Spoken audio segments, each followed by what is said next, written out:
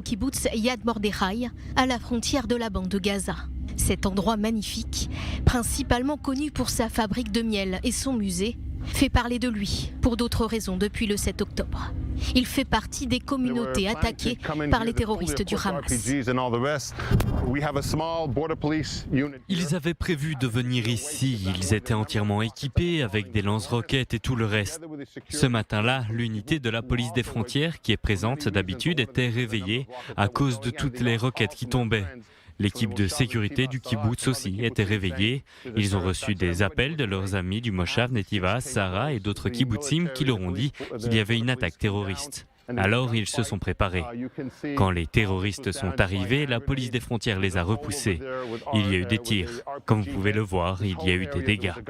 Il y a un poteau là-bas qui a été touché par une grenade. La fusillade ici a duré une vingtaine de minutes et les 12 terroristes ont été tués.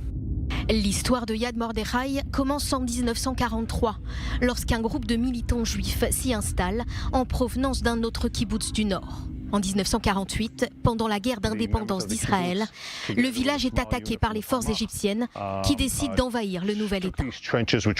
Des membres du kibbutz avec une unité du Palmar sont restés dans ces tranchées pendant plusieurs jours. L'idée était de bloquer les forces égyptiennes jusqu'à ce que l'armée israélienne qui venait d'être créée puisse descendre en renfort. L'armée se préparait à la jonction Ad Halom près d'Ashkelon. Ce n'est qu'une fois entraînée qu'elle est venue pour empêcher l'entrée des Égyptiens en Israël.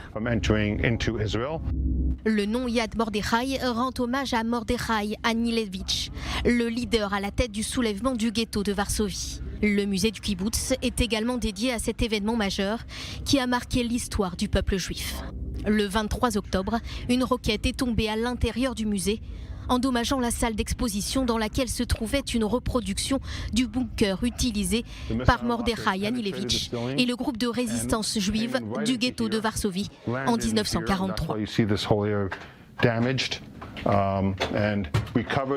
Le missile est tombé ici, à travers le plafond. Toute cette zone a été endommagée. Personne au kibbutz n'était au courant des dégâts. Pendant plusieurs jours, on n'y a pas fait attention à cause de la guerre, jusqu'à ce que l'eau commence à s'écouler à l'extérieur. Les canalisations ont été touchées et ça a provoqué une inondation. Le système d'électricité aussi a été atteint. C'est pour ça que nous sommes dans le noir. Le sort a voulu que les troupes de Tsahal, qui sont venues protéger le kibbutz il y a quelques semaines, se retrouvent stationnées à l'intérieur de ces mêmes tranchées qui avaient servi pendant la guerre d'indépendance, créant ainsi un lien direct entre 1943, 1948 et 2023.